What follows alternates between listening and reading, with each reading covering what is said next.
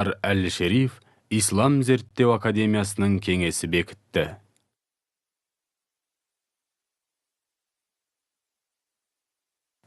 Ислам талаптарына сәйкес Мұхаммедтің саллаллаху алейхи вассалям бейнесі көрсетілмейді. Бұл фильмде Әбу Әл-Хакам мұсылмандар берген есіммен Әбу Джахл деп аталады, яғни надандардың атасы. Badr International.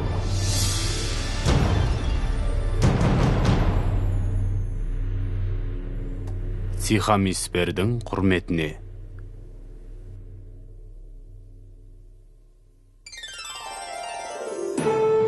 Badr International және Муаффак Машауэр Әл-Харези ұсынады.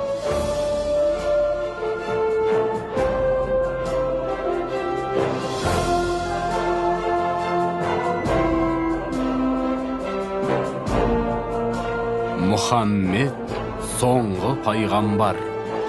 Оған Алланың игілігі мен сәлемі болсын.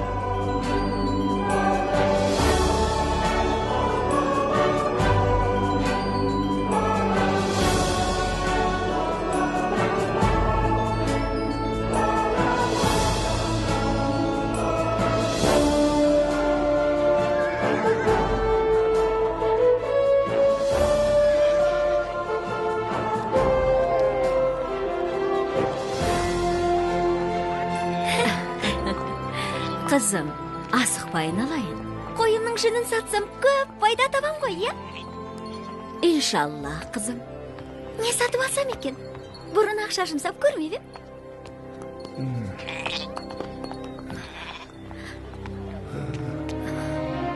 Қараш, әбден жүдеп қалжыраптау. Маған осы Меккеден қол ұшын беретін адамдарды табасың деп еді. Бұл рас. Сихам.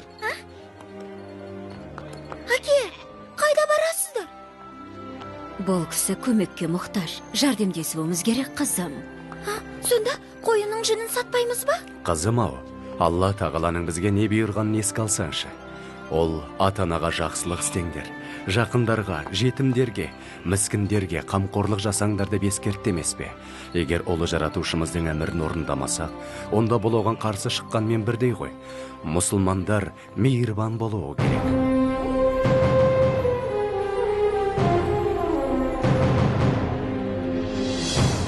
Қызым, бұрын Меккенің жағдайы мүлдем басқа еді. Ол кезде Қағбаға жүздеген пұттар қойылып, арабтар сол тастарға табынатын. Ал ол кезде мен сияқты кедейлер тамағын әрең тауып жейтін.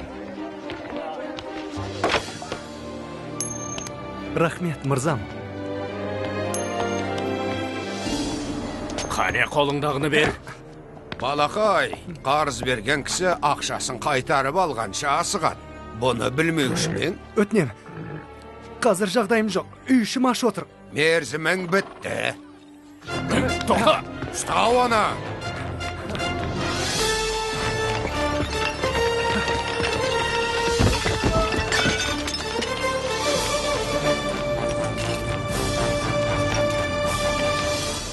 Меккеге қош келіпсіздер. Атартып алыстан келдіңіздер. Сыйлықтарыңыз даямай беріңіздер, садақаның пайдасын көріңіздер. Сонда ғана құдайлар қолдай деп сеніңіздер. Мұнасы нес? Я Узза, барымды да нарымды да саған арнадым. Садақамды қабыл ет.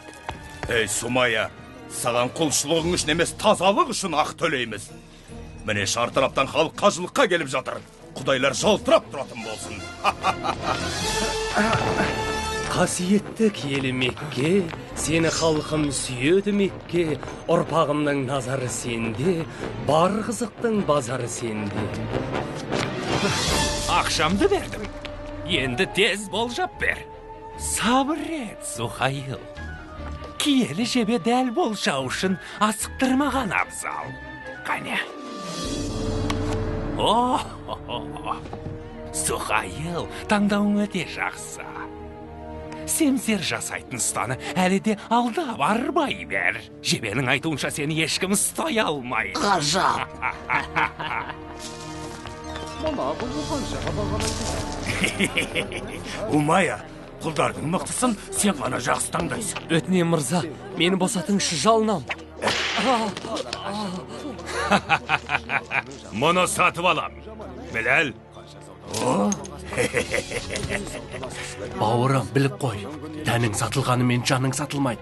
Рух қашанда азат.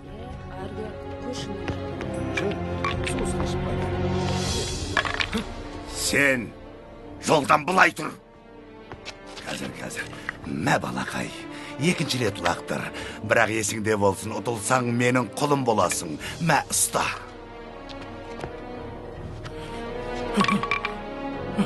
Жоқ. Құлым болдың.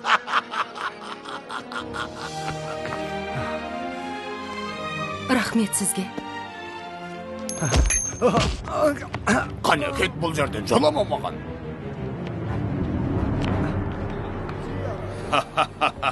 Қараңдаршы, қажылыққа қисапсыз халық жиналды. Биыл 40 болатын болдық. Құдайлардың барлығы Меккеде болған мұндай жақсы болама. Келген халық қандай ақмақ десеңші, көзіне көрінген затты екесе бағаға сатып алады. Дұрыс қой, біздің пайда табуымыз керек. Ал пайданың көзі қажылардың қалтасында. Ал біздің ізгілігіміз қайда? Жұрт мұнда қасиетті қағбаға зиярат ету үшін келеді. Кезінде қажыларға сусын, тамақ беріп, қызмет көрсеткенімізге мәз мейрам болушы едік. Енді оларда табыс көзін айналдырғанымызға масаттанатын болғанбыз ба? Мені меңзеп тұрсың ба? Таныш Абу Жәһіл. Әбу Тәліп біздің ақсақалымыз ғой. Иә, Әбу Талib менің дағам. Бірақ біреуді бұлай кінәлау дұрыс емес. Бұл сөз маған да тиіп кетті. Онымен мүлде келіспеймін. Біз болмағанда сырттан келгендер тентіреп кетер еді. Біздің көрсеткен қызметіміз олардың берген қарабақырынан 10 есе артық. Үлкеніміз деп сыйласақ аузына келгенін айтады ғой. Бізге бір өзгерістер қажет ақ. Есіңде болсын, Әбу Тәліп, өзгерістер қатерлі болуы мүмкін. Әбу Тәліп бұл өзгерістерді, яғни күллі адамзаттың көзін ашатын ақиқатты, немеренесі Мұхаммедтің, оған Алланың игілігі мен сәлемі болсын, алып келетінін білмеген еді. Ол Мекке сыртындағы Хира үңгірінде оңашада отырып жиі ойға шоматын.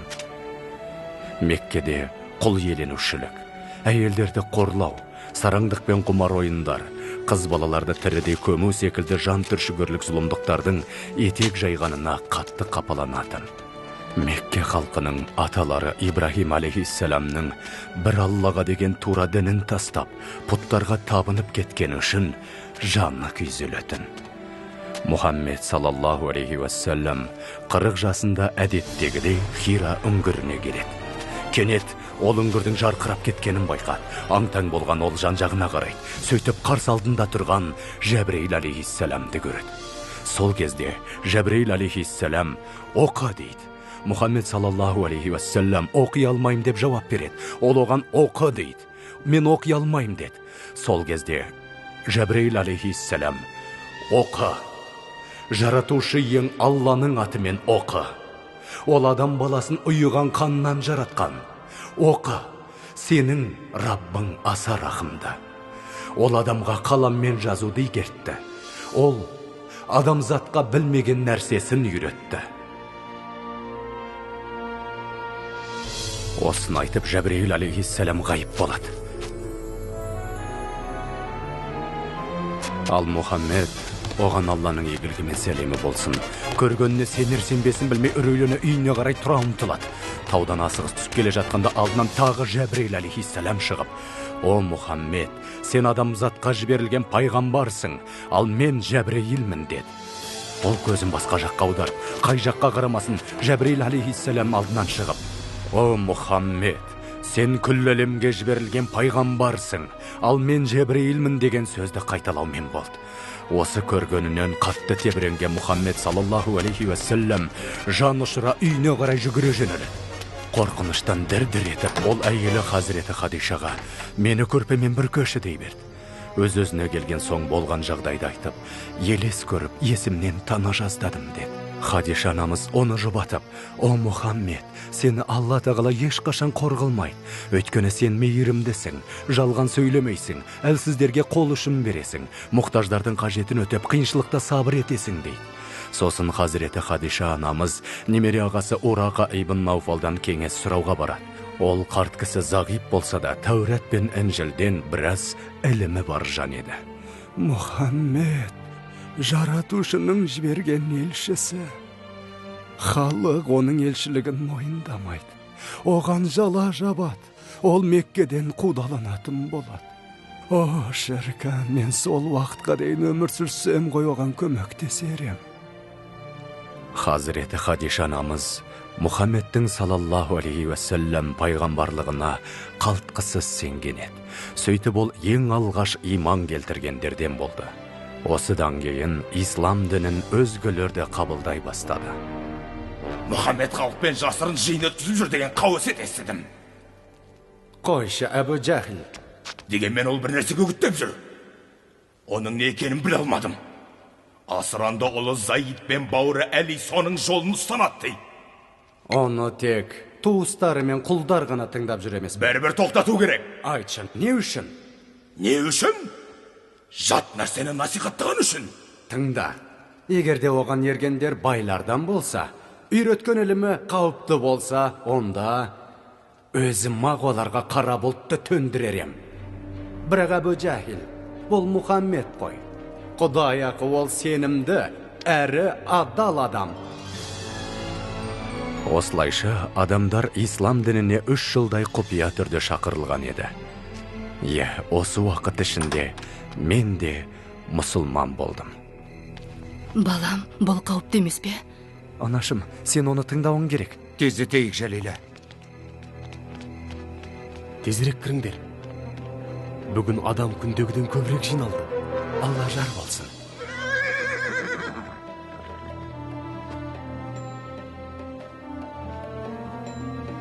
Біләл, түн сайын сен қайда барасың? Алла елшісінің уағызын тыңдауға. Біз қандай бақытқа бөлендік десеңші. Алла елшісінің салаллаху алейхи уассалам уағызын өз аузынан естідік. Оның шынайылығын, Құранның жүрекке нұр құятын құдіретін түйсініп, ерекше сезімге бөлендік. Меккеліктердің Құдайға балап жүрген пұттары құртастар ғана екенін. Ал күллі ғаламды жаратқан Алла, оның еш серігі жоқ. Ол Ибрахимнің, Мұсаның, Исаның Раббысы. Алла алдында бай мен кедей, құл мен азат адамның тең екенін, олар тек иман дәрежесімен ғана ерекшеленетінін жеткізді. Насихаттау барысында мына аятты оқыды. Әй адам баласы, шүбәсіз сендерді бір ер, бір әйелден жараттық. Сондай-ақ бір-біріңді тануларың үшін сендерді ұлттар, руларға бөлдік. Шынында Алланың қасында ең ардақтыларың тақуаларың. Ислам бізге әйел затын құрметтеп, олардың құқықтарын қорғауды бұйырды. Өзіміз өмір сүріп жатқан жердің адамзат игілігі үшін жаратылғанын, сондықтан оны аялауымыз керектігін айтты. Ол бізге ақырет күні барын. Онда кім бұл дүниеде тозаң түйірінің салмағындай жақсылық жасаған болса, ол оның сыйлығын көретінін. Ал кім тозаң түйіріндей жамандық жасаса, оның жазасын алатынын жеткізді. Сол түні көбісі куәлік беріп, исламды қабылдады. Ашхаду алла илаха иллаллах ва анна Мұхаммад Расулаллах. Алладан басқа Құдай жоқ. Мұхаммед оның елшісі. Ла илаха иллаллах Мұхаммадун Расулуллах.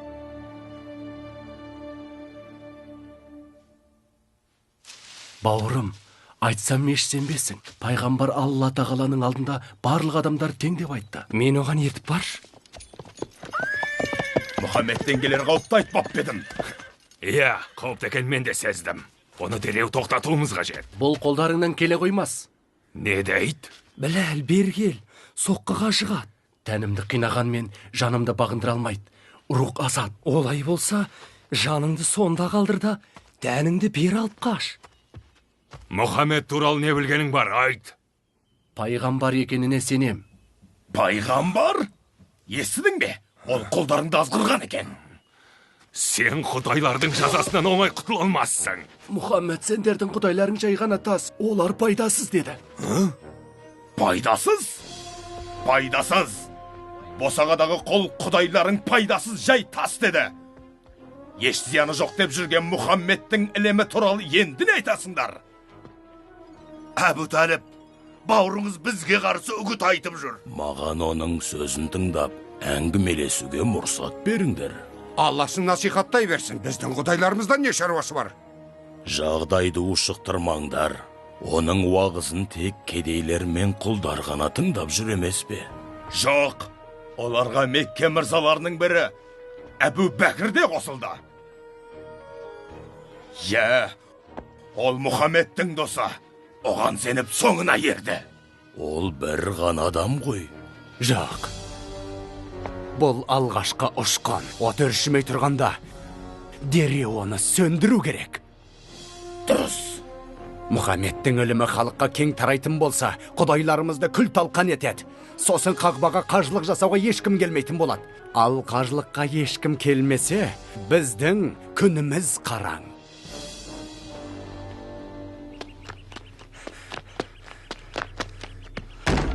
Алла елшісі бәрін Қағбаға жинап жатыр. Не? Меккеге жау шапты ма? Білмедім, жылдам. Сумая, тездет, Қағбаға қарай. Ясир, тездет. Мұхаммед ескерту жасай. Не болып жатыр? Біле алмадым. Қазір ескерту жасай. Ал өзі қайда? Пайғамбарды көрдің бе? Әне ол, қара. Әне ол Сафа тауында тұр. Сонда пайғамбар саллаллаху алейхи уассалам былай деді: Әй меккеліктер, егерде ана таудың ар жағынан қалың жау қаптап келе жатыр десем, сөзіме сенер медіңдер? Мұхаммед, сенің әр сөзіңе сенеміз. Сенің шыншыл екеніңді білеміз. Ол сөзін жалғастырып: Әй меккеліктер, өз қолдарыңмен жасаған жалған құдайларыңнан бас тартыңдар. Өздеріңді жаратқан бір Аллаға мойынсыныңдар. Мен сендерді жаратушыларыңның әмірлерін орындамасаңдар, ауыр азаптың күтіп тұрғанын ескертпекпін. Өздеріңді тозақ отынан сақтаңдар.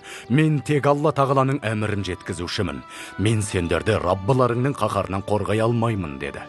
Көрмейсің бе? Құдайларымызды мазақ етіп жатыр. Тоқтат оны, Әбу Талib, тоқтат. Құрық кеткір Мұхаммед. Осыған бола жинадың ба бізді сен? Қандай ғажап. Әлхамдулилля. Аллаға шүкір, керемет. Оның айтқанына сеніп қалдың ба сен? Әрине, еш күмәнсіз. Ол Сафадан түсіп келеді, тезірек жанына барайық. Кетіңдер бұл жерден. Қайда? Сөз түйгізге қалай батылың барар? Я Расулалла, біз сені қорғаймыз. Кетсін бұл жерден. Оған сол керек. Иықтарыңды біріктіріңдер. Алла елшісін қорғаңдар. Қаттырақ ұстаңдар, бауырлар. Қолдарыңды ажыратпаңдар. Біләл, асықпасаңшы. Алланың елшісі исламға ашық шақырған екен, енді мен де ашық ере бастаймын. Бұл не тағы? Жоқ, мүмкін емес. Менің қол астымдағы қолы мұсылман болғаныма. Тәнім сізге тиесілі болған мен, бірақ жаным... Тоқтай тұр. Ойыңды табай. Жаным азат демексің бе? Жоқ, жаным да құл боп жаратылған. Бірақ сенің емес, бір Алланың. Осы орайда қателестің. Жаның да, тәнің де маған тиесілі. Ойың да, тұла бойың да менікі, ұқтың ба? Қане, айт. Мұхаммедтің дінінен бас тартам деп айт. Жаным саған тиесілі деп айт, қане. Айт, Біләл, айта салшы. Алладан басқа құдай жоқ. Жалғыз құдай сол. Ал Мұхаммед оның елшісі. Солай ма? Қазір азапталғанда не айтатыныңды көрейік.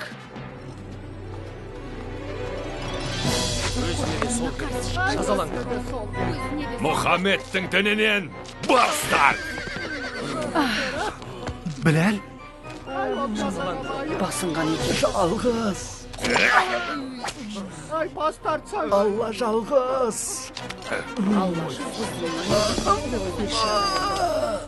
Өлгенше осы халде боласың. немесе дінімізге қайта ораласың. Қане, жайыңнан қайт деймін. Allah жалғыз, Allah жалғыз. Қайт! Умайы, мені саған Әбу Бәкір жіберді. Ол осы жігітті сатып алғысы келеді. Қалағаныңды сұра. Жарайт. Ендеше 10 алтын берсін.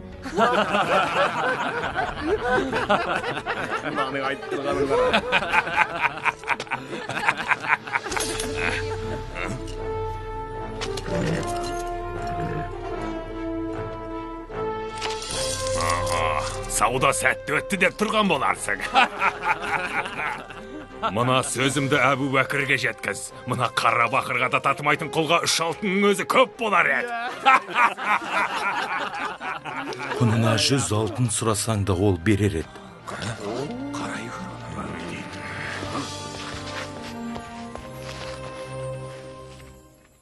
Мұхаммедтің соңына ергендерді қанша азаптасақ та, оның насихатын тоқтатар емес. Себебі неде? Бір ғана жауап бар.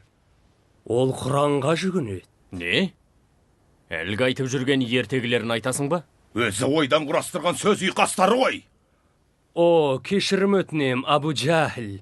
Мұхаммедтің айтып жүрген Құраны жай ғана сөз ұйқас емес, ол шынайы, өте әсерлі десем бе, ондайды адам баласы жаза алмайды. Сиқыр ма? Басқаша айтып түсіндіру мүмкін емес пе деп қорқам. Олай болса, бізге қарсы ойластырған сиқырын дереу тоқтатуымыз керек. Зияратың қабыл бол. Әбу Талиб, сіздің сыйлы кісі екеніңізді білеміз. Алайда, Мұхаммедтің ісін тоқтат деп бірнеше рет өтініп едік қой. Ал сіз қол қусырып қарап отырсыз. Ол Мекке халқының шырқын бұзуы мүмкін. Ол бұрын араларыңдағы араздықты тоқтатып татуластырып еді. Сонда сен оның ақылдылығын айтып мақтап ең, Әбу Жахил. Қағбаны қайтадан қалаған кезде қаратасты орнату құқығына ие болу үшін бір-бірімізбен қырылысып қала жаздағанбыз. Сол кезде Оны несін айта бересің? Әбу Жахил, Тоқтат оны. Әйтпесе өзіміз-ақ бір амалын табармыз. жоғал. Енді Құрайштардың бір-бірімен қырылысқанын қалайсың ба? Барғане. Міне, жағдай ушығып барады, Әбу Талиб. Меккеде қан төгілуі мүмкін. Өтінем сенен, бауырыңмен сөйлесіп көрші. Меккенің тыныштығы үшін онымен сөйлесіп көрейін.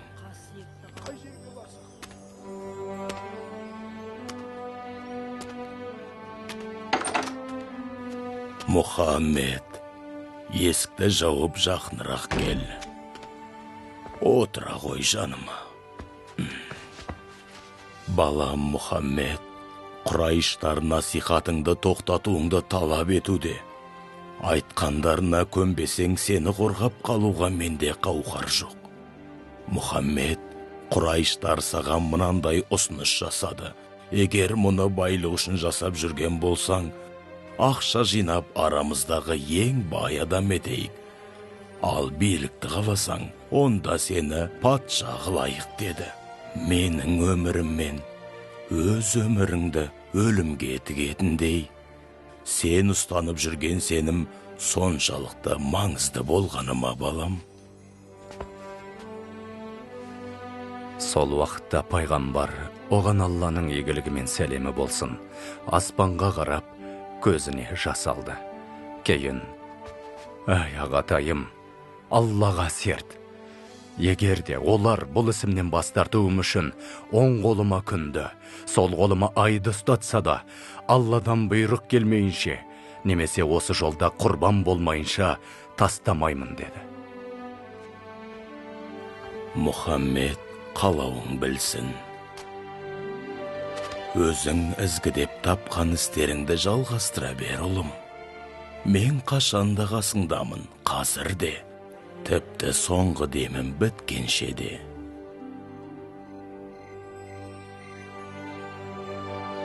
Тыңдаңдар, Мұхаммед біздің бауырымыз. Қандай жағдай болмасын оған қолдау көрсетуіміз керек. Не? Неге? Бүкіл меккеліктермен бір адамға бола жауласуымыз керек пе? Өйткен ол біздің бауырымыз. және жазғыратындай ол еш жамандық жасаған жоқ. Мәртебелі Хамзаның өзі келді. Қылышты шебер игергенің мұндай жақсы бола ма? Жуықта Мұхаммед қылыш қолдануға мәжбүр етеді. Ал мен оған ермеймін. Көзіне періште көрінді екен деп айтқанына көне кетуім керек пе? Қарсымын. Қандай шара қолдансақ та Мұхаммед үгіт насихатын дініне шақыруын жалғастырып келеді. Өтінем, көмектес. Ол бізді құртпай тұрғанда тоқтат оны. Ол келді. Намаз оқып жатыр. Жолдан тұр. Дінсіз. Құдайларымызды қорлауға жол бермеймін. Дін бұзар неме?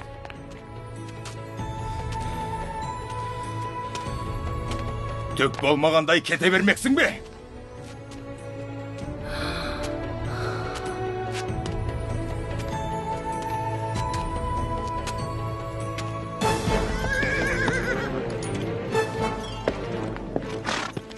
О, Хамза, келдің ау әйтеуір.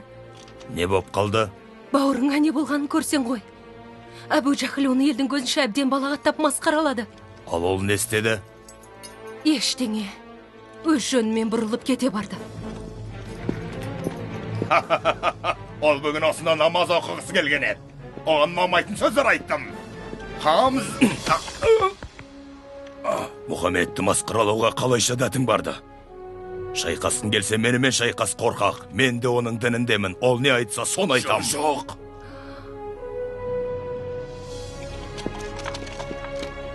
Мұхаммедтің дінін қабылдағаныңды білмеппін. Дәл қазір қабылдаймын.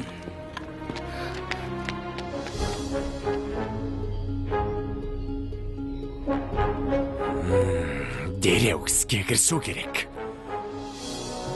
Мұхаммед, сенің насихатыңның ақиқат екеніне қалтқысыз сенем.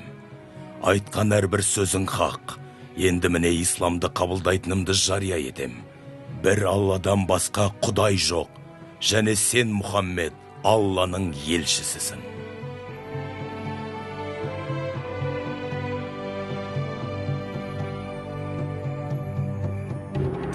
Ұстаңдар оларды.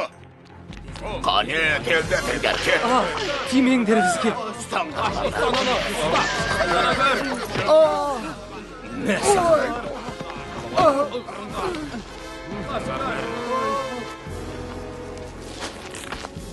Жіберіңдер менің анамды, жіберіңдер. Менің күйеуім қайда? Онда шаруаң болмасын. Мұхаммедтің дінінен бас тарт, құдайларымызды есің ал. Бол! Жоқ. Бол! Өтінем, анашым. Олардың қалаған сөзін айта салшы. Олыңның тілін ал, Сумайя. Шыныңды айт, шұлым. Өміріңді сақтап қалу үшін ғана Алла мен оның елшісінен бас тартпақсың ба?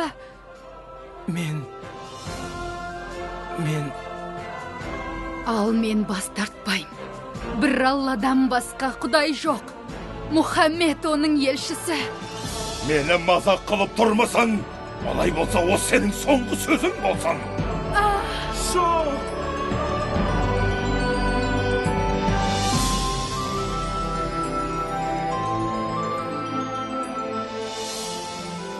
Олар исламдағы алғашқы шәһидтер еді.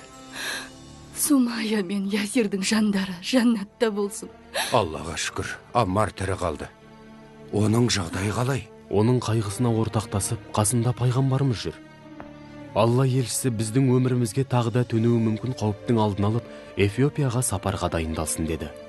Эфиопия? Оның патшасы христиан дінінде. Өзі әділ көрінеді. Бізге елінде тұруға рұқсат етуі мүмкін. Баратын адамдарды басқаруды маған тапсырды. Көмекке мықты жігіттер қажет. Мен... Ұлым, бара ғой, бізге бола алаңдама.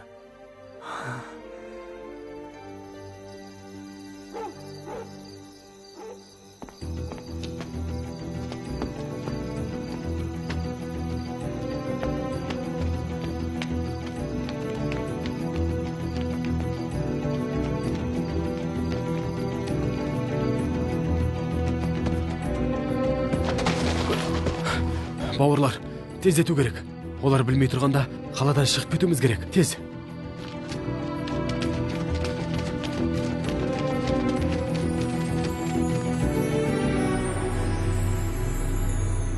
Ендігі Эфиопияға жетіп те қалған шығар. Халидке айт, жігіттерді алып ізіне түссін. Жер жұтып кетсе де тауып әкелсін, жазасын береміз. Меккеде бүлік шығарғанның қалай болатынын көрсетейік.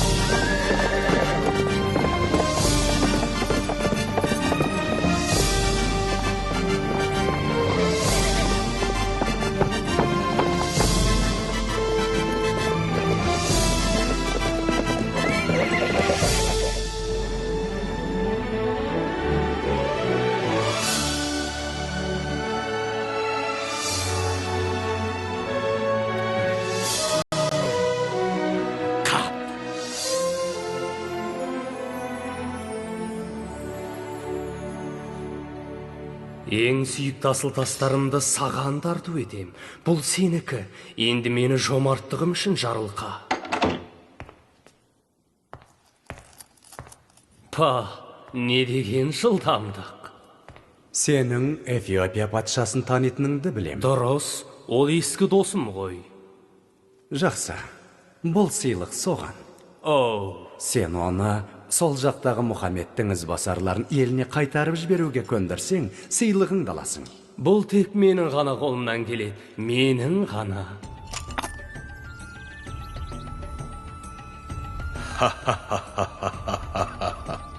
Сенімен қайта қауышқаныма қуаныштымын. Бұл сыйлықтардың барлығы сізге арналған. Неткен жомарттық десеңші, бұл мен үшін үлкен құрмет. Сіз бұдан да зор сыйлық қалайықсыз. Пайымдауымша сізді меккелік Мұхаммедтің ізбасарлары қызықтырады деймін. Бұлар бүлікшілер, мырзам. Қаламызда алауыздық тудырды. Енді сіздің еліңізде бүлік шығарама деп қорқам. Мархабат етіп оларды алып кетуге рұқсат етпес пе екенсіз? Маған олар өте момын болып көрінді. Олар басқа діндерді мойындамайды. Бәрін жойып, өз діндерін таратпақшы. Бұған не дейсіңдер? Патша, біз... Патшаға тағзым ет. Біз тек бір жаратушының алдында ғана тағзым етеміз. Айттым емес пе? Бүлік басталып та кетті, көрдіңіз бе? Бұл маңызды емес. Олардың маған тағзым еткен емес, бір жаратушыға деген сенімдері қызықтырады. Жалғастыра бер. Біз мұсылман боп, иман келтіргенге дейін надандық пен бұттарға құлшылық еткен халық ек. Күштілеріміз әлсіздерді қинайтын. Сосын Раббымыз бізге арамыздан елші жіберді. Ол бізді тек бір жаратушыға құлшылық етуге, шыншыл болуға, аманатқа қиянат жасамауға, туыстық қатынасты үзбеуге, көршіге жақсы қарауға шақырды. Жетімнің малын жеуден, өтірік сөйлеп жалған куәлік беруден және басқа да барлық зұлым амалдардан тыйды. Бізге аянбастан Раббымыздың берген нығметтерін жер бетінде әділдік орнату жолында жұмсауымыз керектігін үйретті. Және сол үшін Алла алдында жауап беретінімізді ескертті. Олардың айтқандары амыр. Біздің Исаның үйреткенімен бір нәрсе. Жоқ, патшам, бұлай емес. Олар сіздердің діндеріңізді мүлде сыйламайды. Олар Исаны Құдайдың ұлы емес, жай қарапайым Құдайдың құлы дейді. Иса туралы пайғамбарымыздың бізге үйреткенін ғана айтамыз. Расында Иса алейхиссалам Алланың құлы, әрі елшісі. Иса бейгүнә қыз Мәриямның бойына Алла әмірімен жаратылып, әкесіз дүниеге келген рух иесі. Біздің ұстанған дініміз бен сіздердің діндеріңіз мына екі сәуле тәрізді ұқсас. Әр түрлі сәуле шашқанмен екеуінің шығу тегі бір. Таудай алтын берем десе де сендерді оларға ұстап бермеймін. Менің елімде қалағандарыңша тұра беріңдер. Ал саған келетін болса Ғамыр, мына сыйлықтарыңды алда Меккеге қайта бер.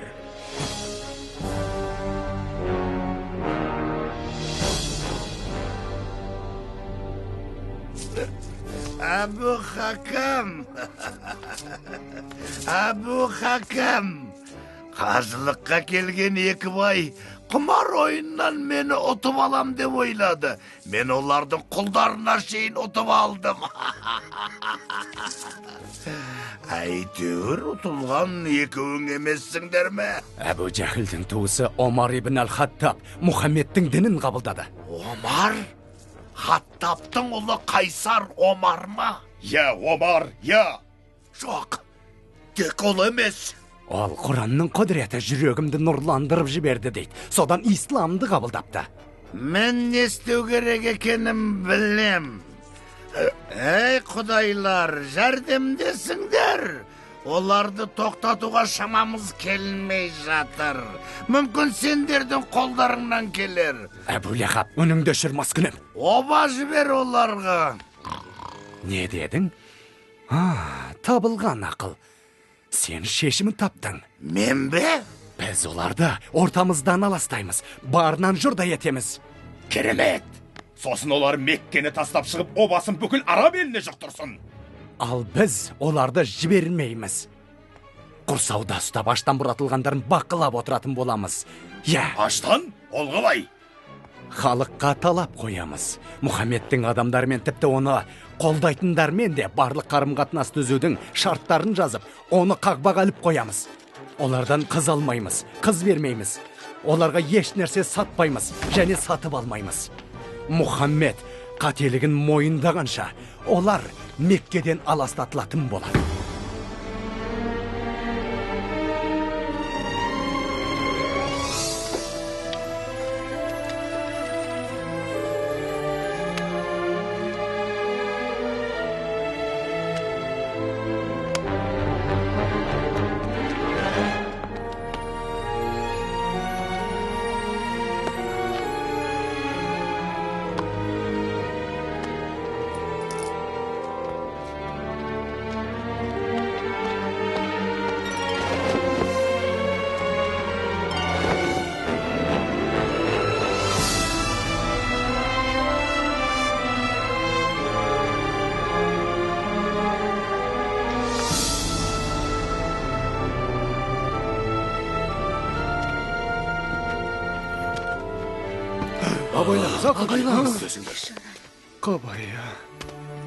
Көп жаса, Мұхаммед. Пайғамбар мен оған Алланың игілігімен сәлемі болсын. Оған ергендер қуғынға ұшырады. Олар тіпті өз үйлерінде өздерін қауіпсіз сезінбейтін.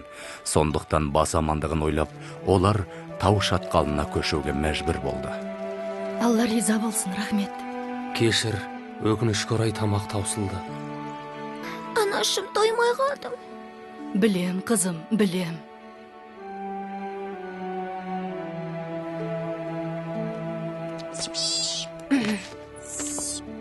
Әке, бер қараш, Эфиопияға барып Маликті іздесек қайтеді.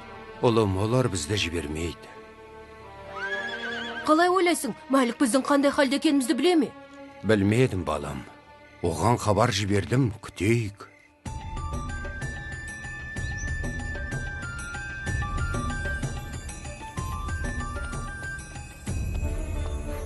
Жалғыз өзіңе баруға болмайды, Малик.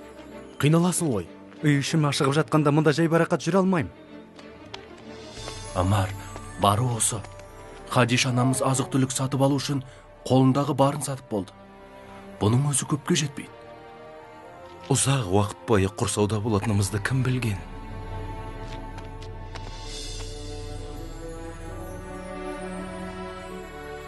Я Расулалла, жүрек жалғап алыңыз.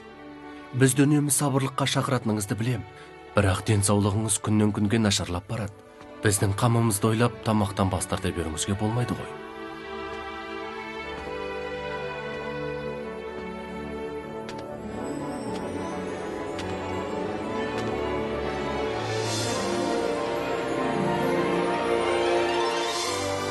Не боп қалды? Мұхаммедке айт. Мен оның сәлемін Құрайыштарға жеткіземін. Сырқаттанып қалдыңыз ба? Бәрі дұрыс, алаңдама.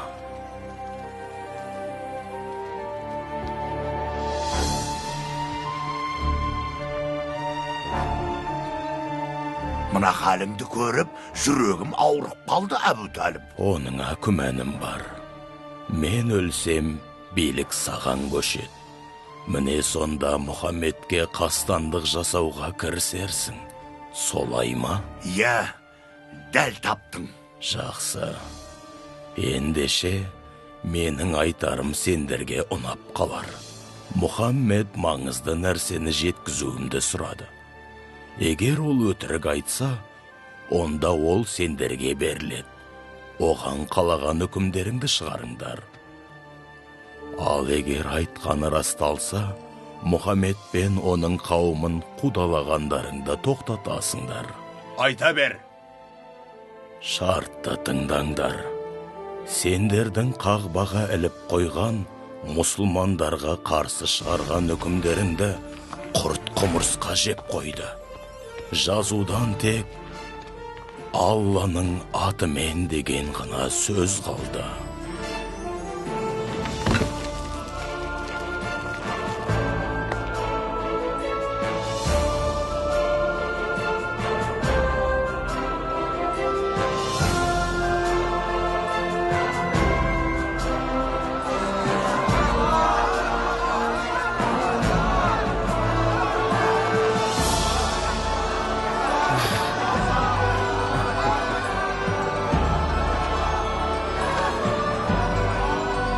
Мәлік, ұлым. Анашым. Оралдың ау әйтеуір. Раббымыз бізді қайғыдан арылтты.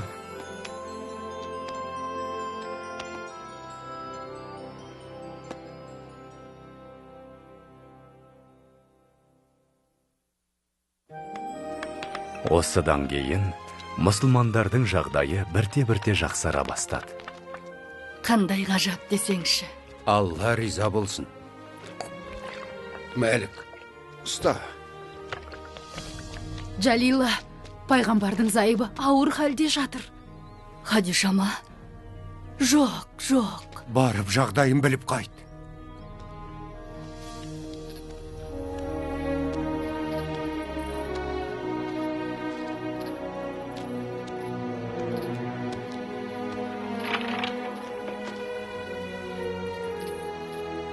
Одан айырылып қалдық.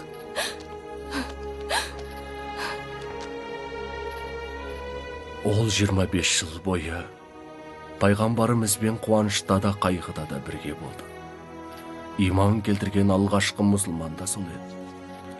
Жаны жәннатта болсын. Біз бұл уақытты қайғылы кезең деп атадық. Өйткені Әбу Талиб те өлім аузында жатыр еді. Бер жақында, Мұхаммед.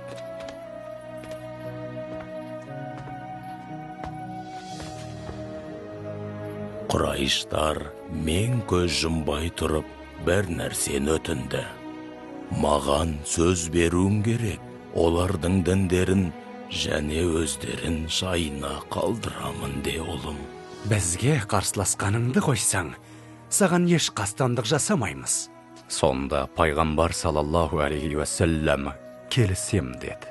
Естідің бе? Ғажап, көрдің бе? Ол келісті.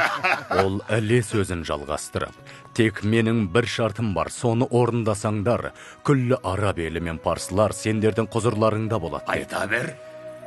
Сендер пұттарыңнан бас тартып, Құдай жалғыз, ол Алла тағала деп куәлік беріңдер.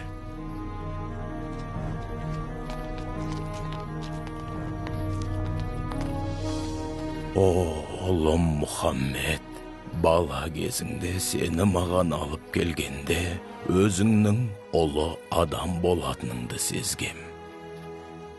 Ұлым, сен шынында ұлы адам болдың. Солай, ұлым, солай.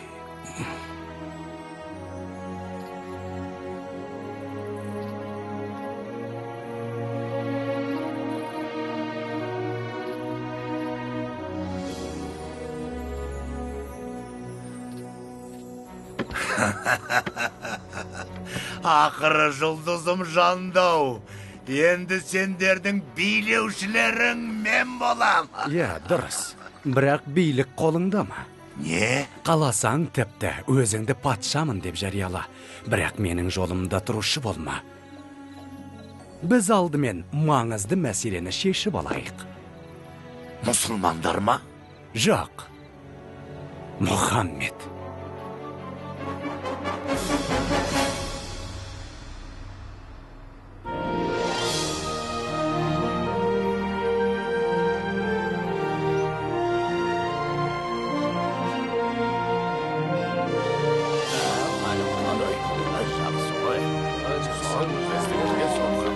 Қақпаға келді. Өзің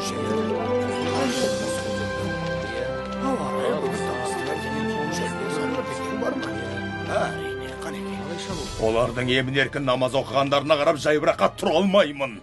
Сабыр, Әбу Жәһіл. Қылыштың жүзімен тоқтатылмаған ісімізді қызыл тілдің құдіретімен тоқтатуға болады.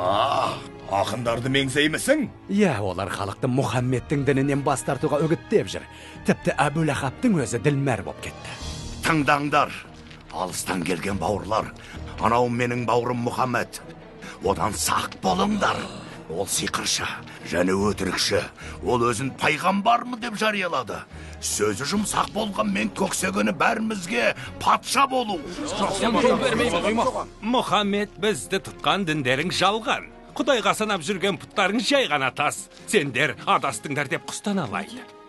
Ол мұны мен бізді ғана қорлап қойған жоқ.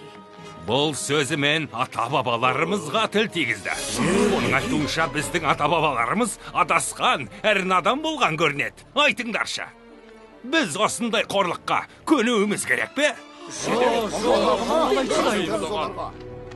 Бұлай жалғаса беретін болса, соңы соғысқа барады. Қиын қыстау кезде Әбу Тәліп жәрдемдесетін еді.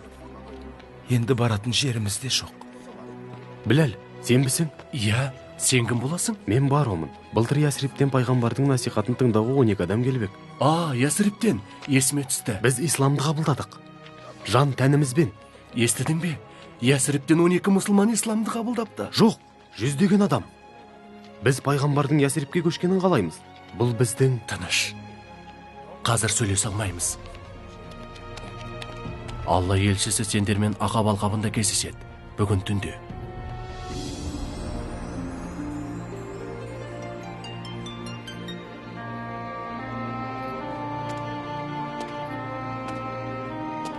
Я Расулалла, өтінем сізден.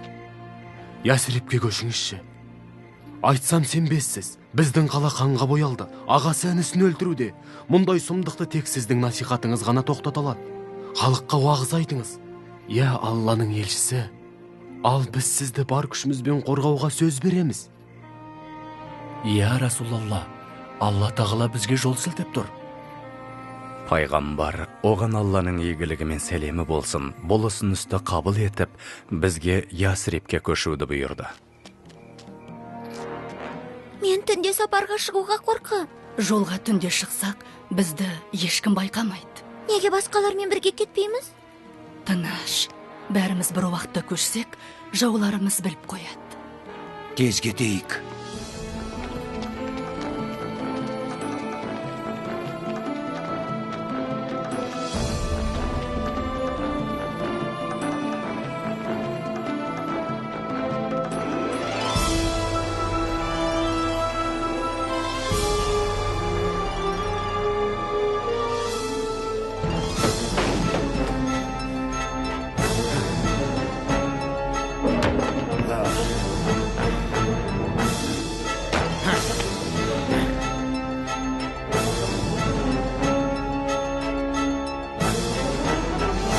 Мұсылмандардың көбі көшіп кетті.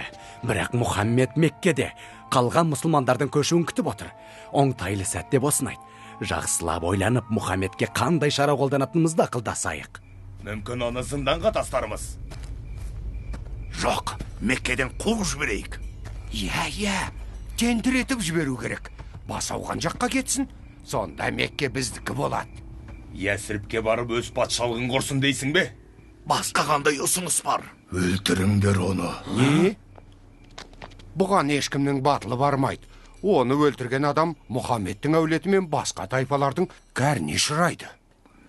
Оны өлтір дегенде жалғыз адам өлтірсін деген кім бар? Сендер әр тайпадан бір адамнан алыңдар да, бәрін қосылып, Мұхаммедті бір кісідей өлтіріңдер. Сонда оның қаны барлық тайпаның мойнына жүктеледі де, кімнен кек алатындарын білмей қалады.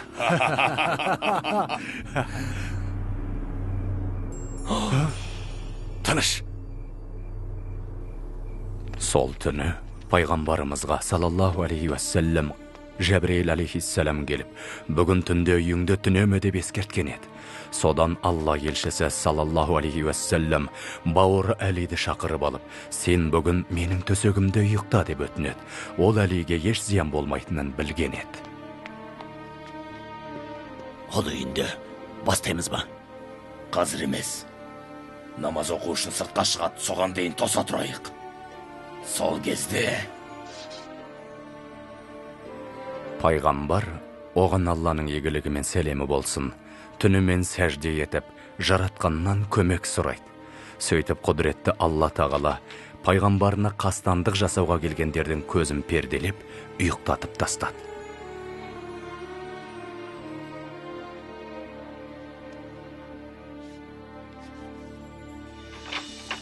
Пайғамбарымыз саллаллаху алейхи уассалам сыртқа шығып, бір уыс топырақты мүшриктердің басына сеуіп, олардың арттарынан да бөгет, алдарынан да бөгет жасап, көздерін қаптадық, олар көрмейді деген Құран аяттарын оқиды. Пайғамбарымыз саллаллаху алейхи уассалам досы Әбу Бәкір екеуі Меккенің төменгі жағындағы Сәуір тауындағы үңгірге барып тығылады.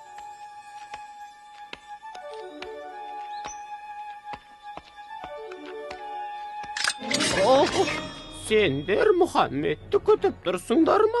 Ол қаладан шығып кеткелі қай заман? Ол мүмкін емес.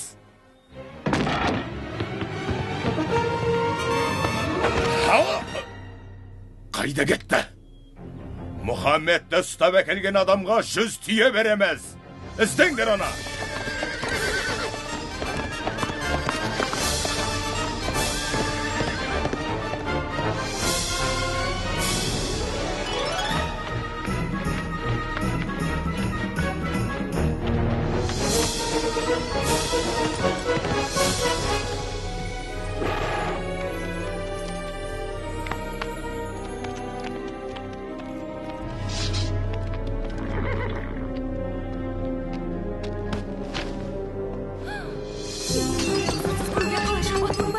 Сен не, араб дәстүрін білмейсің бе?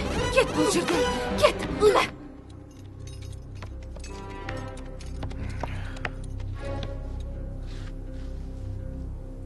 Оң жаққа. Сенімдімісің? Еш күмәнім жоқ. 1-2 сағаттан кейін сендердің 100 түйелерің менікі болады.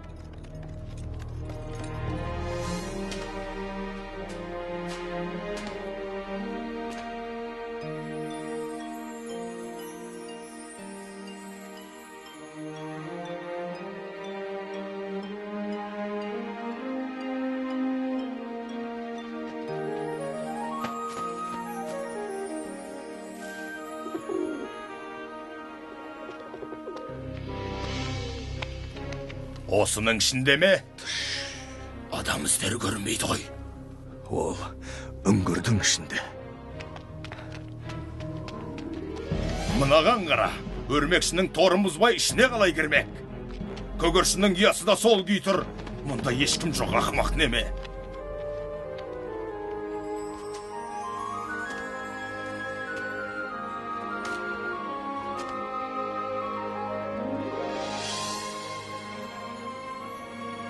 Ясребке аттанар алдында пайғамбарымыз оған Алланың игілігі мен сәлемі болсын, алыстан Меккеге қимастықпен көз салып, өткен күннің бұлдыр елестерін еске алды. О балаларымның кіндік қаны тамған жері, жұбайымның дүние салған жері. Алла тағала жаратқан жер бетіндегі маған ең қымбат, ең ыстық мекен сенсің, қасиетті Мекке. егер өз халқым мені қудалап, қуғынға ұшыратпағанда, сенен басқа жерден пана іздемес едім, деді.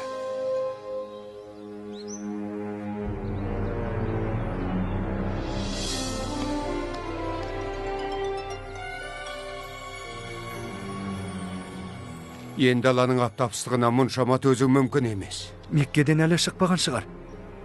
Әлде оны мүшриктер ұстап алды ма екен? Жоқ, ұстаған жоқ. Иншалла, ол келет. Әні ол, Расулалла келет.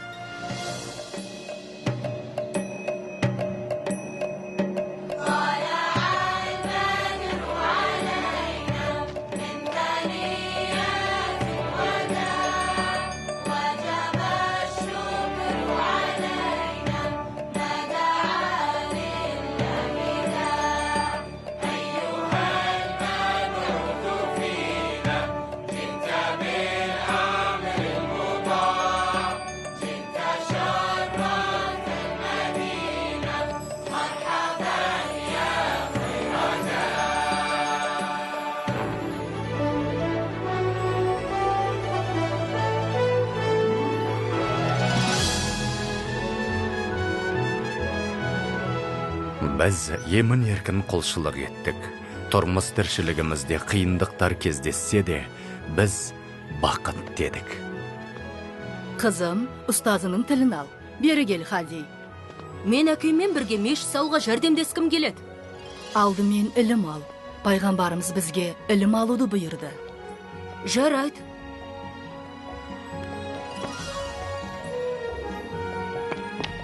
Ассаламу алейкум. Уағалейкум ассалам. Мен сендерге көмектесуге келдім. Алдымен сабаққа бар. Уассалам. Ол Алла. Біреу ақ. Алла. Мұңсыз. Қандай жақсы оқисың. Енді мешітке барсам бола ма? Рұқсат, балам. Ол туылмады. Туылмады. Әрі оған ешкім тең емес. Ұстаз, мына сыйлығымды қабыл алыңыз. Алла разы болсын. Жараса кетті. Я Расулалла, маған беріңіз. Сіз пайғамбарсыз ғой, дем алыңыз. Жоқ, сіз дем алыңыз, мен тасиын. Пайғамбарымыз салаллаху алейхи уассалам мұсылмандардың бір-біріне өзара бауыр екенін айтып, бізді бір-бірімізбен жақсы қарым-қатынас жасауға баулады. Сондай-ақ Ясриптің әрбір тұрғынының нәсілі мен дініне қарамастан тең құқылы, бейбіт өмір сүру үшін қажетті ереже тәртіп қалыптастырды. Қараш.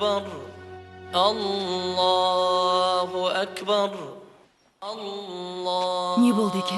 Ол бізді намазға шақырып жатыр. Аллаху акбар. Ашхаду ан ла илаха иллаллах. Ашхаду ан ла илаха иллаллах. Анашым, біз дүниедегі ең бақытты жандармыз ба? Ал өзің қалай ойлайсың? Бақыттымыз деп санайым. Солай. Мұсылмандардың панасы, пайғамбардың салаллаху алейхи уассалам қаласы болған Ясриб Мәдина деп өзгертілді.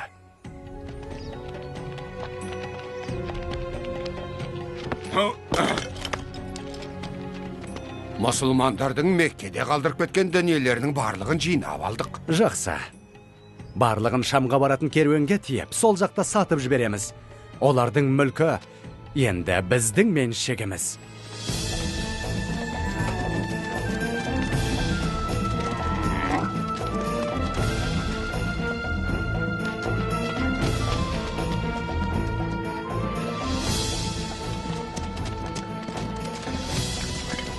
Я Расулалла, Әбу Суфиян Шамға баратын керуенге біздің дүние мүлкімізді тиеп, сол жақта саудаға салмақшы. Олар қоржындарын алтынға толтырып қайтатын болды. Я Расулалла, сенің зорлық зомбылыққа қарсы екеніңді білеміз. алайда қайтадан аштыққа ұшырамақпыз ба? Өз мүлкімізді қорғауға қақымыз бар шығар. Сонда пайғамбар оған Алланың игілігі мен сәлемі болсын сахабаларына. Керуенді күтіп алуға жолға шығыңдар. Алла қаласа өздеріңе тиесілі мүлікті қайтарып аласыңдар деді. Мұхаммед әскер жасақтап сенің керуеніңді талқандауға шығыпты. Дереу Меккеге аттан. Жедел түрде әскер жіберсін. Мына қазынаны сақтап қалуымыз керек. Тездет. Шу жануар! Біз бағытты өзгертіп, үйге теңіз арқылы жетеміз.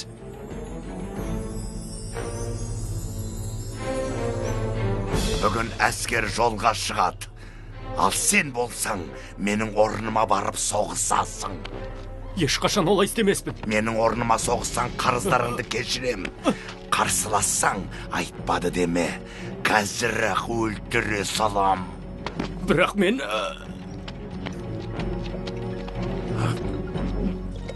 Бұл не?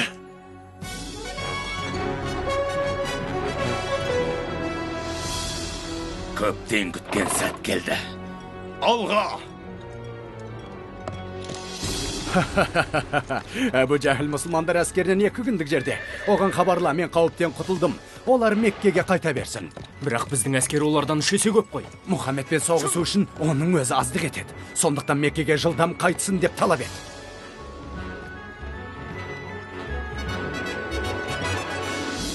Құдайлардың атымен ант етем. Ит арқасы қияннан құралақан қайту үшін келгем жоқ. Мұхаммед өлгенше жаным тыныш таппайды. Пайғамбарымыз оған Алланың игілігі мен сәлемі болсын. Жау әскерінің саны бізден басым екенін білген кезде кеңес құруға сахабаларын жинады. Мен де басқалардың пікіріне қосылам. Алла елшісі соғысуға рұқсат етсе, біз соғысамыз. Сол кезде пайғамбарымыз саллаллаху алейхи уассалам былай деді. Құдіреті күшті Алланың атымен аттаныңдар. Шындығында Алла бізге не керуенді, не соғыс алаңындағы жеңісті уәде етті.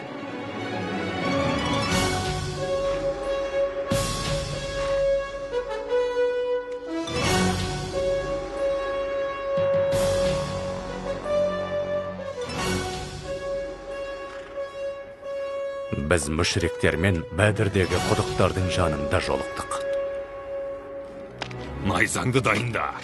Қасымда бол, бірақ алдымен маған әлгі шек сырын Біләлді тауып бер, Біләлді. Шайқас соғыс ережесі бойынша басталды. Хамза 2 жауынгерге алға шығуды бұйырды. Убайда, Али,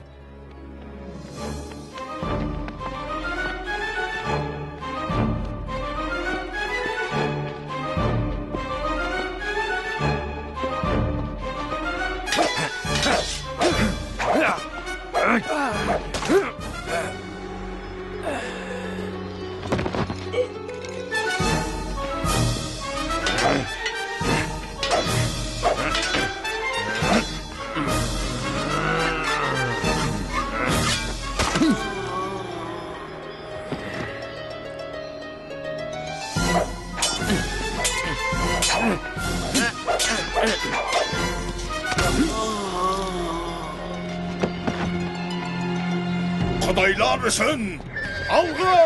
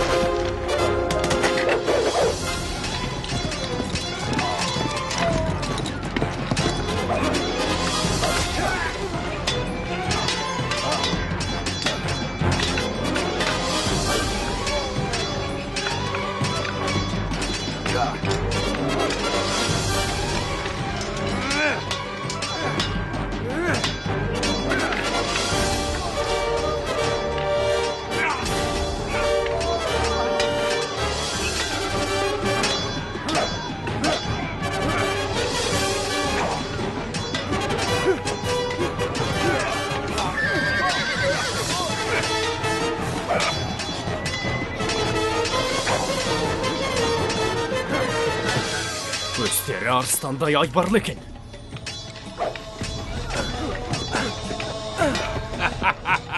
Біләл!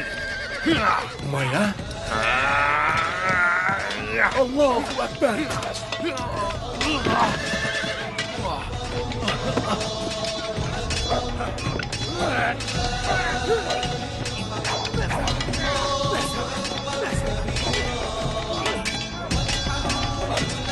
Soğusunlar. Soğusunlar.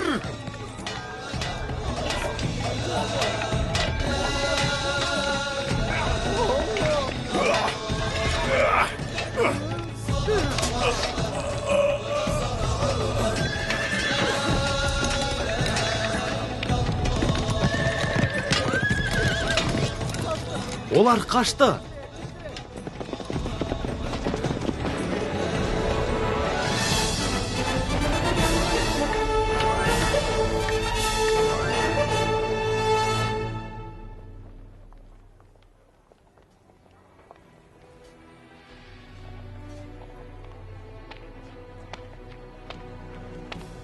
Әбулахаб, Оралдың ба? мен қарызымды өтедім. Ұста, біліп қой, шайқас кезінде Құдай Мұхаммедтің әскеріне жақтасты. Тоқта, қайда барасың? Тоқта, өтінем сенен. Көмектес маған, өтінем.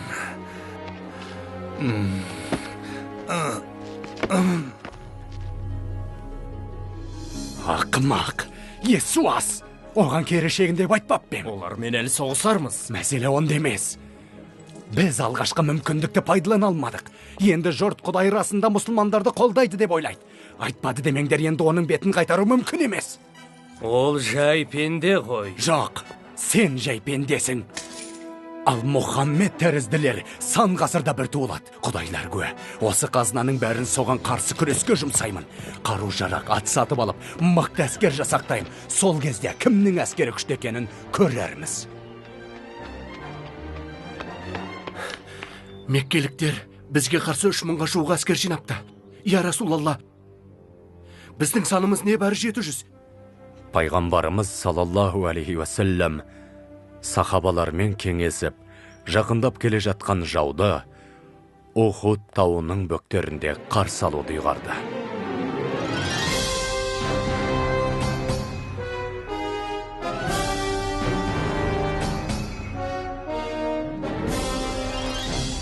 Я Расулалла, біз дайынбыз. Аллах елшісі, сендерге шайқаста жеңсек те, жеңілсек те хабаршы келмейінше, тасада қорғап тұруларыңды әмір етті.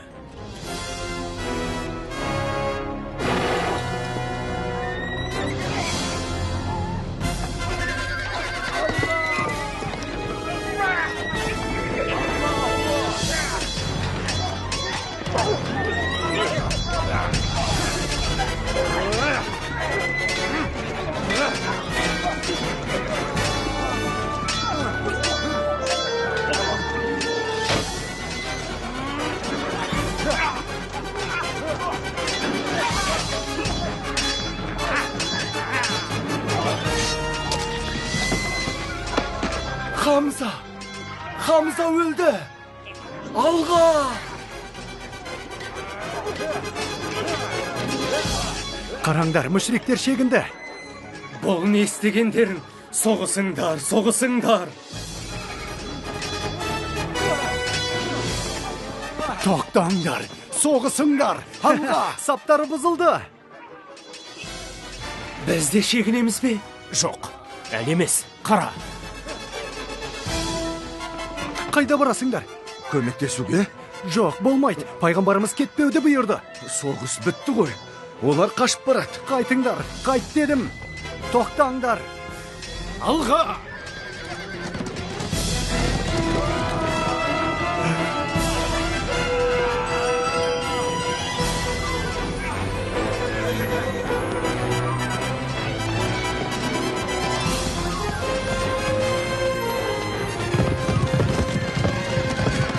Сақтаныңдар.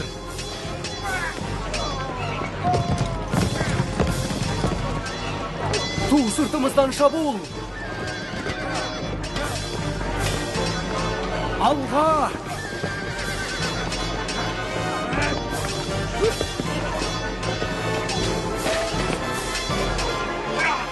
жаныңыз.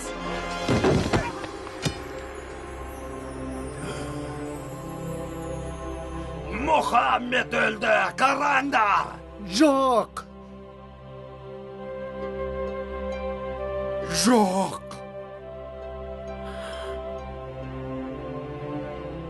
Жоқ. Я Расулалла, бізді тастап кете көрме. Тауға қарай шегініңдер. Біләл, жаман. Шегініңдер, жылдам. Жарақаты ауырма. Мұхаммедтің өлгені рас па? Құлағанын өз көзіммен көрдім. Ей мұсылмандар, естимісіңдер? Бүгін Бадырда өлгендер үшін кек алдық. Біздің құдайлар жеңіске жетті.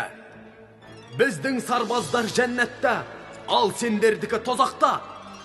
Енді неге сенсеңдер деректерің? Мұхаммед бәрібір өлді. Мұхаммед тірі! Мұхаммед тірі! Алла ұлы! Ендеше біліп қойыңдар. Бүгін өлмесе, ертең өлтірерміз. Біздің бір адам үшін сендердің 4 адамыңды өлтіреміз. Мұхаммед тірі ме? Міне, әйтеуір Мекке көптен күткен өз кегін алды ау. Я, Әбу Суфиян, адамдар бізді жеңіспен құттықтап жатқанда бірге бол.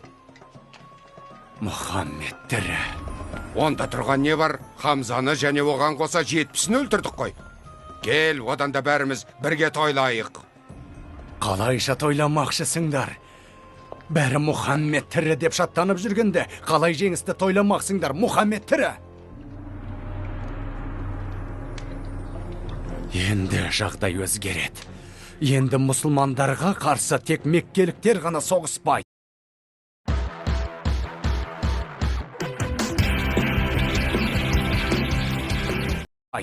Жоқ, әр тайпаның көсемі, күллі араб халқын жұмылдырып, Мұхаммедке қарсы әскер жинауға ант берсін.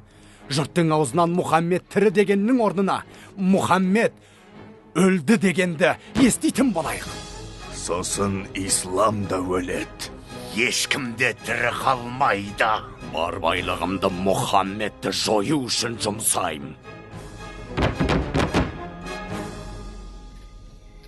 10 мың? Біз бұрынғы соғыстарда жау әскері бізден 3 есе көп болса да тас-талқан еттік қой. Бірақ 10 мың әскер деген... Біз оларға тойтарыс бере алмаймыз. Мәдинаға жан-жақтан шабуылдауға күштері жетеді. Я Расулалла, сіз не айтасыз? Мысалы бізде, Парс елінде, егер жау қоршауға алып шабуыл жасаса, айналдыра орғазатын едік. Бұған қалай қарайсыз?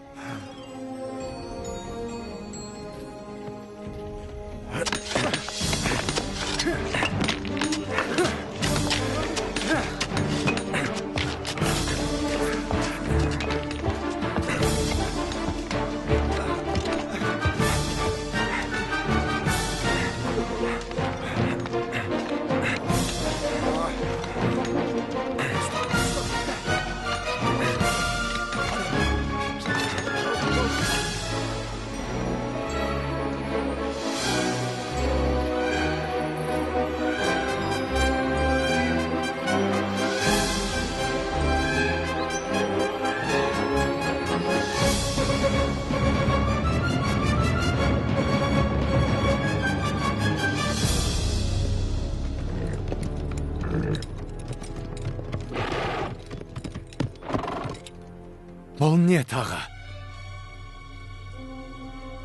Араб жерінен бұрын соңды мұндай орды көрген емеспін. Бізге күте тұру керек. Тезірек бір амалын тауып, арғы бетке өтіңдер. Жылдам. Болыңдар тез.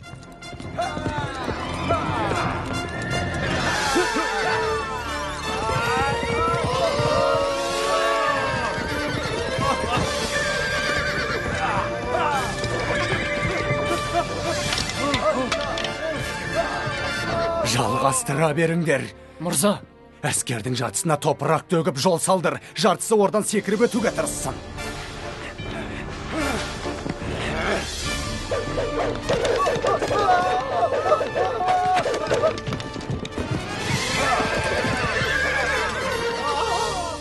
арпалысқанымызға 30 күн болды, жауынгерлер үмітін үзді. Олай болса олармен сөйлес. Сен шешен емес педің. Бар өнеріңді салып әскерді шабыттандыр, шайқасуға көндір. Бұдан пайда жоқ. Олар қазір құдірет иесі мұсылмандармен бірге деп біледі. Олай болса, ертең біреуі де қалмай, жаппай шабуыл жасауға дайындалсын. Айтыңдар, біз әлі көрсетеміз.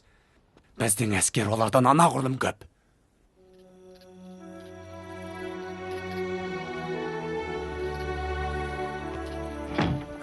Бәрі бір Алланың қолында. Жаудың бәрі ордан өте алмайды. Әйткенмен бірен сараңа қалаға кіріп кетсе, мына таспен атқылаңдар. Тасты терезеден лақтырамыз ба? Ие. О, жағам, мен қорқам. Қорқпа. Алла өз дініндегілерге жәрдем береді.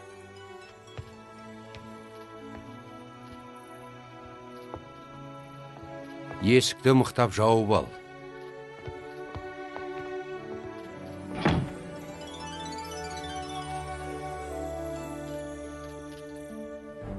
Енді міне, құдіретіңді көрсететін уақыт келді.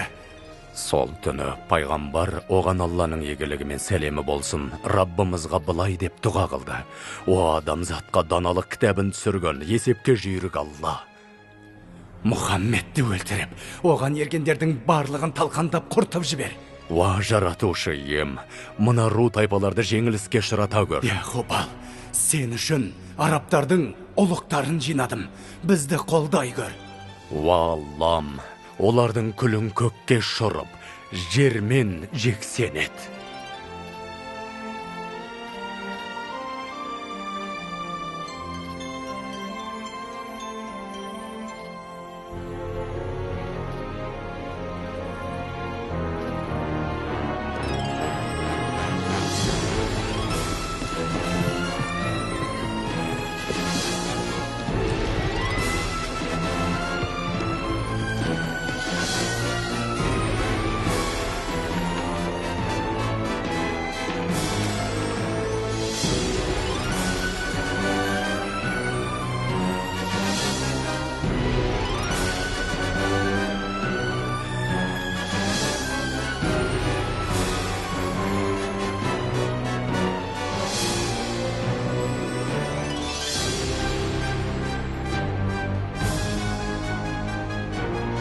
Ей, араб жауынгерлері!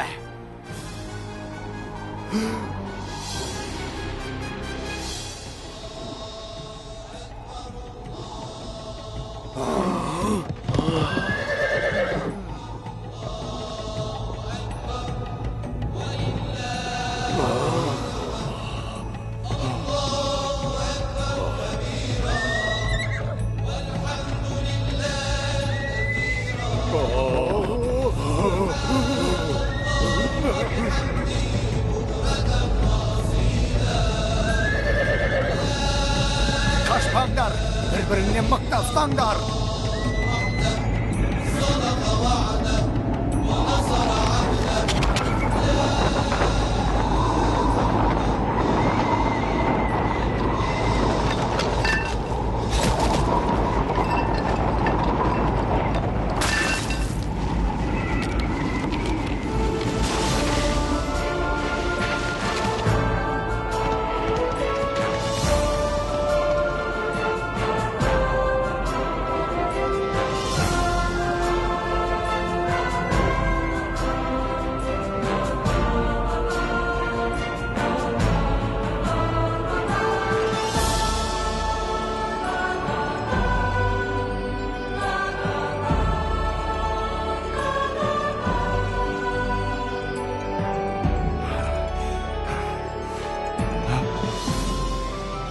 Ya Hubal, meni nega tashlab ketding?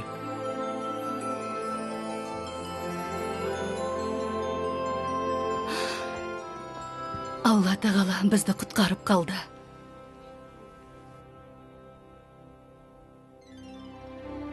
Хижраның 6-шы жылының соңында пайғамбар оған Алланың игілігі мен сәлемі болсын сахабаларына түсімде Алла Тағала қолыма кілт ұстатып Қағбаға кіргенімді көрсетті деді.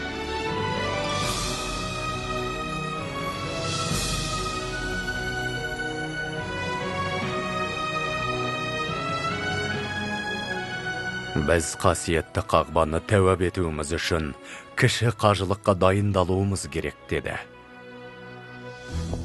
Ол осында келе жатыр. Еш қару жарақсыз. Біздің бейбіт құлшылық етушілерге қару көтермейтінімізді олар жақсы білет.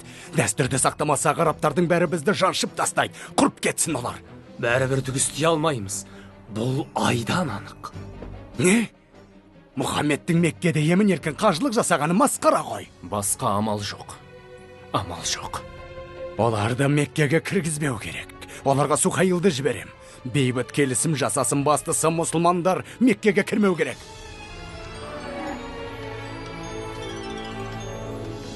Сендерге бейбіт келісім ұсынам. Оның шарты мынау. Біз сендерге 10 жыл бойы соғыс ашпауға және сендерде 10 жылдың ішінде бізге шабуыл жасамайтындарыңа сөз беріңдер. Келсесіңдер ме? Бізге Меккеге кіріп, қағбаға тәуап етуге рұқсат ете ме? Әлбетте рұқсат. Бірақ ол келер жылдың еншісінде. Сендер Меккеге кірместен оралдыңдар ма? Ол жаққа келесі жылы барамыз. Келесі жылдан бастап емін еркін барамыз. 10 жыл бойы солай болмақ. Бізге 3 күнге дейін қалуымызға рұқсат ететін болды. 10 жыл бойы бейбіт өмір сүреміз бе? 10 жыл бойы. Иә, 10 жылдың ішінде адамдарға исламды насихаттауымыз керек.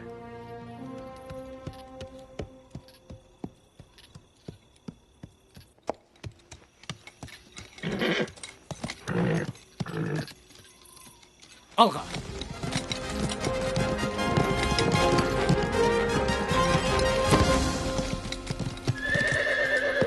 Амыр, Мәдинаға не үшін барасың? Мұхаммедпен жолығу үшін. Не үшін? Неге? Не себептен дейім? Исламды қабылдайтынымды айтуға. Өлдіру үшін екен деп ойласам. Сен не, оны қорғап тұрсың ба? Біз бұдан бұлай жоққа шығара алмаймыз. Ол расында Алланың елшісі. Мен куәлік берем. Бір Алладан басқа құдай жоқ. Және сен оның елшісісің. Мен де куәлік берем. Бір Алладан басқа құдай жоқ. Және сен, Мұхаммед, оның елшісісің.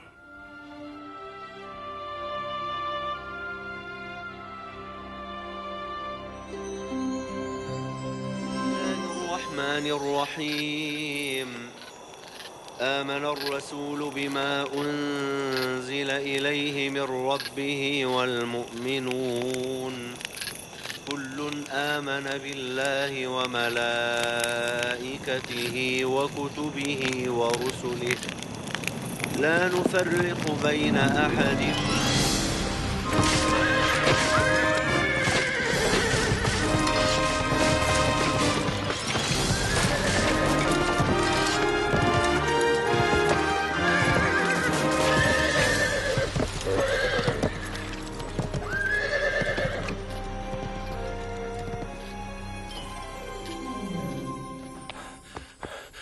Мүшриктер бейбіт келісімді бұзды. Бейкүнә мұсылмандарды қырып тастады. Сол кезде пайғамбарымыз саллаллаху алейхи уассалам міне Меккеге оралатын кез келді деді. Иә, Расулалла.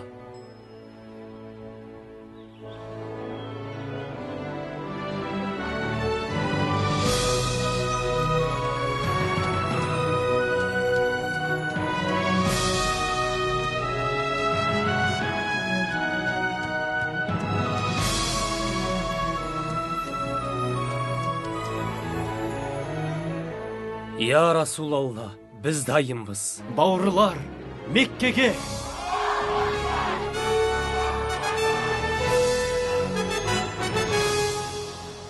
Енді олардың саны 10 мың. Әскерін біздің бұрынғы қолбасшыларымыз бастап келеді.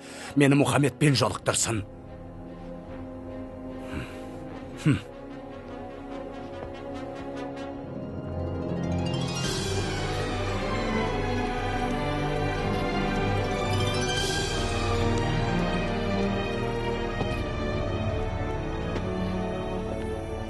Тоқта, қайда барасың? Мен Мұхаммедпен жолығуға келдім. Не үшін? Қаруыңды көрсет. Қане? Тап қазір қару кезенетіндей ақымақ емес шығармын. Бұрын қару көтергенде ақылды мен? Мен өзім бойысынып келдім. Ренжімеңіз. Олардың алаңдайтын жөні бар. Өтінем.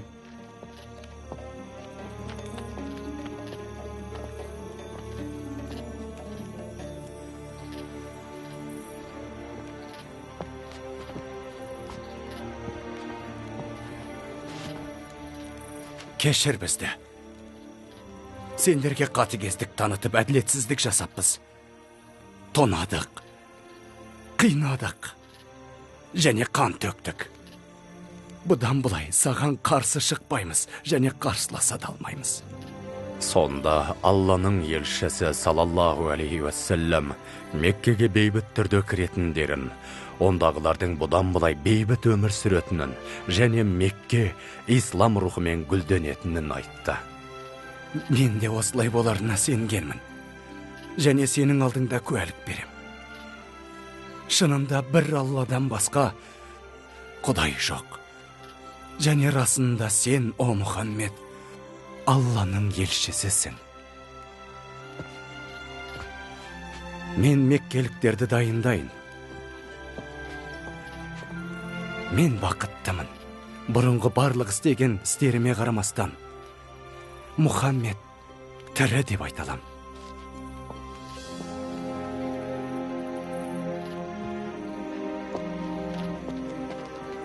Байлар да, кедейлер де Алланың алдында тең. Қашан да солай болсын.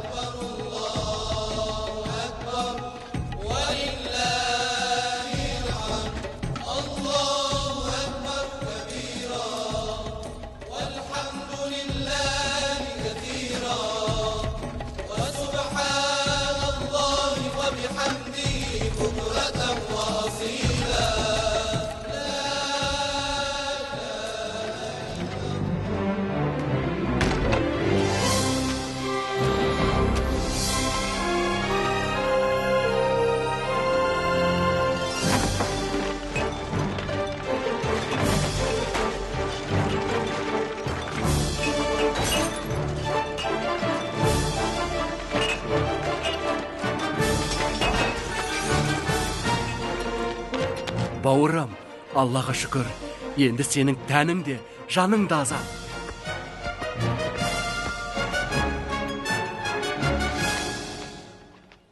Allahu Ekber. Allahu Ekber.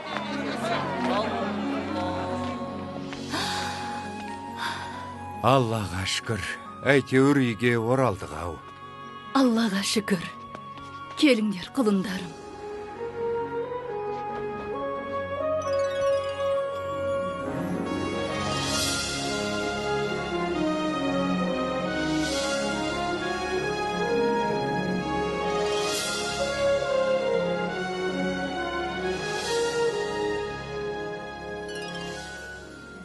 Міне осылайша ислам жеңіске жетті. Сол жеңіске жету жолында мұсылмандар еш нәрседен аянбады.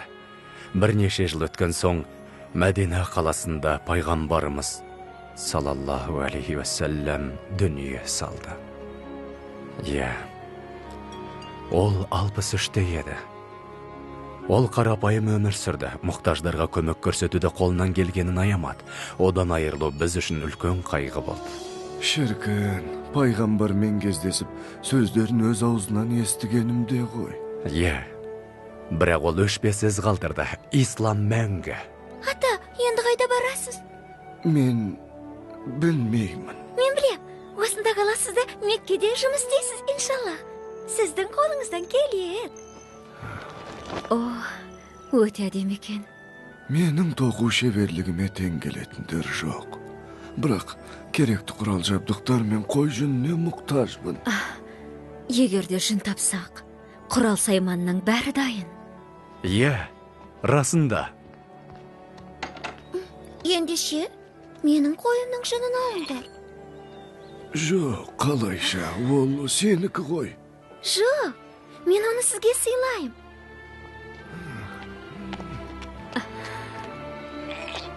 Жүріңіз, оның жынын қырқып алайық.